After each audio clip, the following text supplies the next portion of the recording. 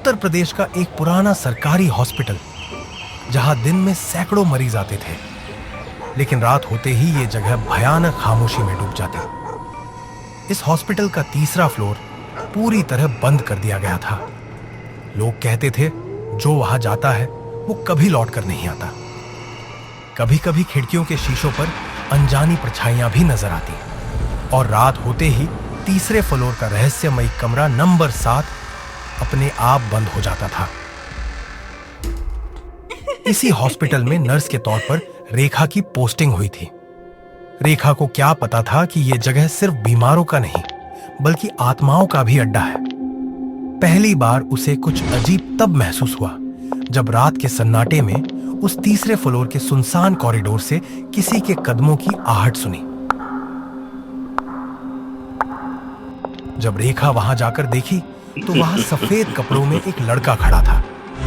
उसकी आंखें ऐसी मानो किसी को खींच लेने की ताकत रखती हों। रेखा उस लड़के के पीछे पीछे चल पड़ी। उसका चेहरा इतना सधा हुआ और आंखें इतनी गहरी थी कि रेखा जैसे सम्मोहित सी हो गई थी। वो लड़का आगे आगे चलता रहा और रेखा को लगा जैसे उसके कदम खुद ब खुद उसका पीछा कर रहे हैं। कॉरिडोर में धीरे धीरे अंधेरा होने लगा। जहां पहले रोशनी जल रही थी वहां अब बल्ब हल्की हल्की झिलमिलाने लगे थे। लड़का एक वार्ड के पास जाकर ठहर गया। उसने दरवाजे की तरफ इशारा किया और धीमे से कहा, अंदर आओ। रेखा जैसे ही अंदर गई उसने देखा कि कमरा पूरी तरह सुनसान था, लेकिन हवा में जले हुए धूप बत्ती और किसी सड़े हुए फूलों की गंध थी। उसने देखा कि कमरे के बीचों बीच एक पुराना जंग खाया स्ट्रेचर रखा था, जिस पर उसी लड़के जैसी शक्ल वाला मरा हुआ मरीज लेटा था। रेखा की सांसें थम गई और उसकी आंखें फटी रह गईं। जब उसने देखा कि जो लड़का अब भी उसके सामने खड़ा था वो धीरे धीरे धुंध में बदलने लगा और उसकी मुस्कान एक भयानक काली हंसी में बदल गई। तुम मुझसे मिलना चाहोगी हमेशा के लिए? उसकी आवाज गूंजते ही स्ट्रेचर पर पड़ा शव धीरे धीरे उठने लगा। रेखा जोर से चीखी, दरवाजा खोला और भागती हुई नीचे आ गई। उसका चेहरा सफेद पड़ चुका था और उसकी सांसें कांप रही थी। वो हांफते हांफते अपने भाई से बोली, भैया, वो इंसान नहीं था। कौन इंसान नहीं था? भैया, मैंने अभी वहाँ एक लड़के को देखा था, बहुत ही सुंदर, सफेद कपड़ों में। क्या? लेकिन वहाँ तो कोई आता जाता ही नहीं। वहाँ तो हम मरीज भी नहीं रखते। नहीं भैया, मैं झूठ नहीं बोल रही। मैंने उसे छुआ भी, वो असली था। और फिर उसने मुझे अपने साथ कमरा नंबर 7 में ले जाकर दरवाजा बंद कर दिया। लेकिन हॉस्पिटल का हर स्टाफ ये जानता था कि कमरा नंबर 7 तो सालों से बंद है। वहां न कोई मरीज आता है न कोई डॉक्टर। रेखा अपने भाई से बोली कि अंदर सब कुछ वैसा ही था जैसे कोई अभी भी वहां रहता हो। बिस्तर पर चादरें, टेबल पर पानी का गिलास और खिड़की पर जली हुई मोमबत्ती। लेकिन कमरा नंबर 7 15 साल से तो बंद था। भैया, मैं झूठ क्यों बोलूंगी? मैं उस कमरे के अंदर गई थी। उसने मेरे सामने दरवाजा बंद किया। रेखा, कमरा नंबर 7 तो लॉक है। वहां किसी का जाना मुमकिन ही नहीं। तुमसे कोई खेल खेल रहा है या फिर... रेखा की बात और इन आवाजों को सुनकर रोहन के पैरों तले जमीन खिसक गई। उसने अगले ही दिन हॉस्पिटल के वार्ड बॉय से पूछताछ की। साहब, कमरा नंबर 7 में 15 साल पहले एक हादसा हुआ था। एक मरीज ने वहीं अपनी जान दे दी थी। तब से वो कमरा हमेशा के लिए बंद कर दिया गया। लेकिन कई लोग कसम खाते हैं कि वहां आज भी कोई रहता है। अब गुत्थी और उलझ गई थी। उधर रेखा कह रही थी कि उसने वहां एक जिंदा इंसान के साथ उस कमरे में गई थी, जबकि हॉस्पिटल कहता था कि वो जगह मौत का अड्डा है। अगली रात जब रेखा ड्यूटी पर थी, पर कॉरिडोर में सन्नाटा कुछ ज्यादा ही भारी था। दीवारों पर लगी लाइट्स अचानक टिमटिमाने लगी, सफेद चमक, और उसके बाद गहरा अंधेरा। इसी अंधेरे उजाले के बीच उसने किसी को देखा। वो चेहरा धुंधला था, मगर इतना साफ कि पहचान में आ गया। वो थी कमला मैम। हाँ, वही कमला मैम जो पिछले महीने इस हॉस्पिटल में रहस्यमयी हादसे में मरी थी। सफेद साड़ी में जैसे हमेशा ऑफिस आती थी, वो रेखा के सामने खड़ी थी। उनकी आंखों में डर था। रेखा, भाग यहाँ से, ये जगह सुरक्षित नहीं है। रेखा सन्न रह गई। उसके पैरों तले जमीन जैसे खिसक गई हो। वो आवाज, वो शक्ल, सब कुछ इतना असली था कि रेखा चीखते चीखते बस भागी, सीधा अपने भाई के कमरे में पहुंच गई। मैंने उन्हें अपनी आंखों से देखा भैया, सफेद साड़ी में, बिल्कुल वैसे ही जैसे वो ऑफिस आती थी। उन्होंने मुझसे कहा, रेखा भाग यहाँ से, ये जगह सुरक्षित नहीं है। क्या? लेकिन रेखा, कमला मैम तो मर चुकी हैं। तुम्हें लग रहा है शायद डर की वजह से हेलुसिनेशन हुआ होगा। उन्होंने कहा था वो लड़का इंसान नहीं है, वो तुम्हें धोखा दे रहा है, और फिर अचानक वो गायब हो गई। रेखा का डर अब हद से आगे बढ़ चुका था। सुबह होते ही रेखा और उसका भाई घर पहुंचे। वो दोनों थके हुए मगर डरे हुए थे, और रेखा ने ठान लिया कि अब ये बात छुपाई नहीं जा सकती।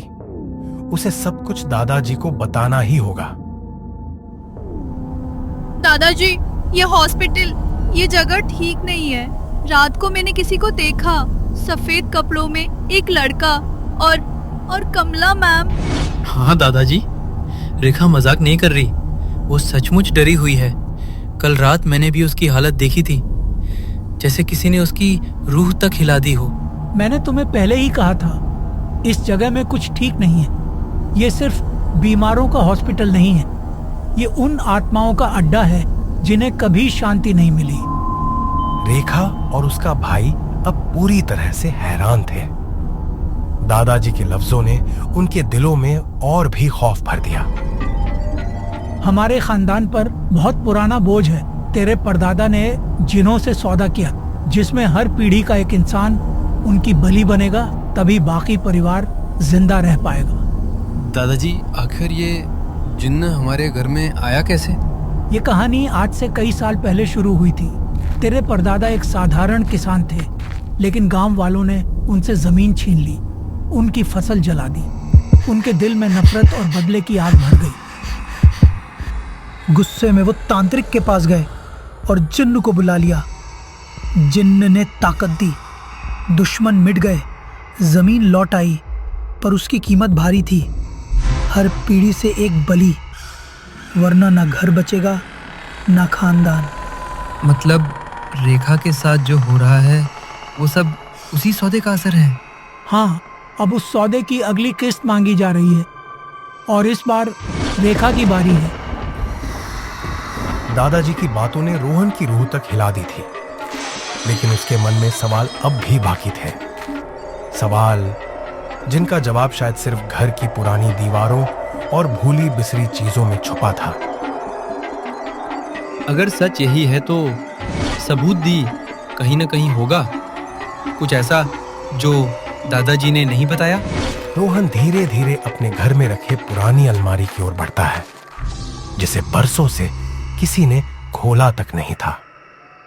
अलमारी खोलते ही एक पुराना डायरी नीचे गिर पड़ा। डायरी खोलने पर उसे कुछ पीले पड़ चुके कागज मिले। आज रात मैंने वो कर डाला, जिन्न मेरी बात मान गया। मेरे दुश्मनों की बर्बादी की शुरुआत हो चुकी है, लेकिन उसने जो शर्त रखी वो मुझे बेचैन कर रही है। हर पन्ने में खून और बदले की बू थी। हर शब्द में उस सौदे की परछाई थी। अचानक रोहन के हाथ कांप उठे जब उसने वो लाइन पढ़ी। हर पीढ़ी में एक बलि, ये कीमत अदा करनी ही होगी, वरना पूरा खानदान खत्म हो जाएगा। रोहन अब समझ चुका था, ये श्राप सिर्फ अतीत की गलती नहीं, बल्कि एक जंजीर थी जो उनकी हर पीढ़ी को जकड़े हुए थी। और अब उस जंजीर का अगला शिकार रेखा थी। हेलो, कौन? तो मुझे ढूंढ रहा है। तुझे अपने सवालों के जवाब चाहिए तो आ जाओ बनारस की उस गली में जहां दिए कभी बुझते नहीं। वह समझ गया, उसे एक तांत्रिक बुला रहा है। वो तांत्रिक जो पीढ़ियों से इस परिवार की कहानी जानता था। अगले दिन वह ट्रेन से बनारस पहुंचता है और बनारस के सकरी गलियों से होकर बाबा के कुटी में पहुंचता है। क्या आप ही वो तांत्रिक हैं? और तेरे खून में वही सौदा बह रहा है। तू रेखा को बचाना चाहता है तो पहले ये समझ, जिन अपना हक हमेशा वसूल करता है। कोई रास्ता है या कोई उपाय? उपाय है, लेकिन आसान नहीं। तुझे वही करना होगा जो तेरे परदादा ने अधूरा छोड़ दिया था। बलि रोकनी होगी, वरना रेखा तेरे सामने तड़प तड़प कर मरेगी। रोहन अब एक ऐसे रास्ते पर था जहां हर कदम मौत और श्राप के बीच का फैसला करेगा।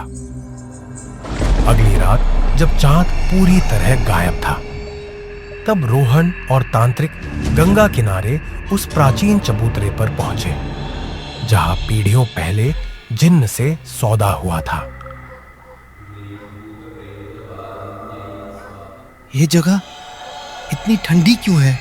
मुझे लग रहा है कोई हमें देख रहा है। ये जिन का इलाका है और वो अब जाग चुका है। डरना मत, वरना तेरी आत्मा भी निगल लेगा।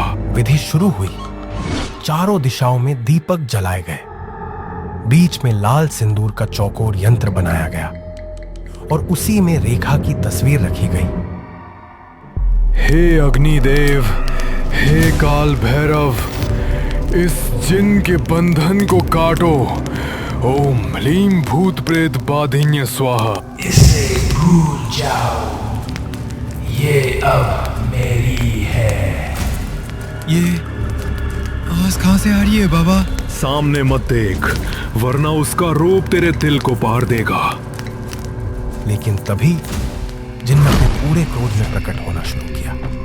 काला धुआं, लाल आंखें और एक डरावनी हंसी। कोई मुझसे सौदा तोड़ नहीं सकता। रेखा को छोड़ दे, वरना मैं अपनी जान दे दूंगा। नहीं, तेरी नहीं, मुझे उसी की आत्मा चाहिए। वो मेरी है। ये सौदा तुम्हारे खून से लिखा गया था और खून से ही खत्म होगा।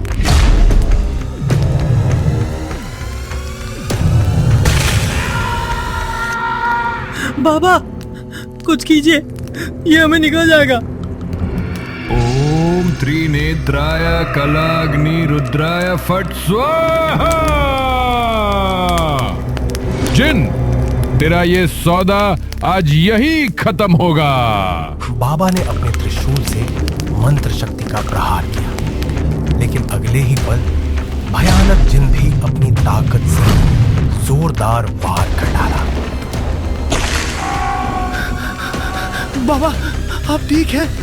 मैं अब ज्यादा देर नहीं टिक सकता। रोहन सुन, अब ये तेरे हाथ में है। इस सौदे को तोड़ने का एक ही रास्ता है। तेरा खून अग्निकुंड में बहा दे, जल्दी। नहीं बाबा, ये मैं कैसे करूं? अगर तू पीछे हटा तो रेखा हमेशा के लिए उस जिन की हो जाएगी। कर बेटा, वरना सब खत्म। अब मुझे कोई नहीं रोक सकता। कांपते हाथों से रोहन ने खंजर उठाया। उसकी आंखों में डर था, लेकिन बहन की याद ने उसे अटूट हिम्मत दी। एक गहरी सांस लेकर उसने अपनी कलाई चीर दी और रक्त की धार अग्निकुंड में समर्पित कर दी। नहीं, ये सौदा ऐसे खत्म नहीं हो सकता। आखिरी क्रोध से भरी चीख के साथ जिनका काला धुआं आसमान में लहराता हुआ उठा और पल भर में शून्य में विलीन हो गया। उसी क्षण बुझ चुके दीपक एक एक कर फिर से प्रज्वलित हो उठे, जैसे अंधकार के बाद प्रकाश लौट आया हो। याद रख बेटा, श्राप खत्म नहीं हुआ। ये जिन अभी गया नहीं, बस सो गया है, फिर लौटेगा अगली पीढ़ी में। यज्ञशाला की भयानक रात के बाद रोहन लहूलुहान और थका हारा आखिरकार अपने घर पहुंचा। भैया, ये क्या हालत बना रखी है? कहाँ थे आप? रेखा, बहुत बड़ा खेल था ये। वो जिन, वो सौदा, आज मैंने मुश्किल से उसे रोका है। जिन पराजित हुआ, मगर उसका अंत नहीं हुआ। रोहन अपने बहन को तो बचा लिया, लेकिन उसकी रगों से बहा रक्त अब एक नया श्राप बन चुका था। यह बोझ आने वाली पीढ़ियों की आत्माओं तक जाएगा, क्योंकि सौदा आज भी अधूरा है।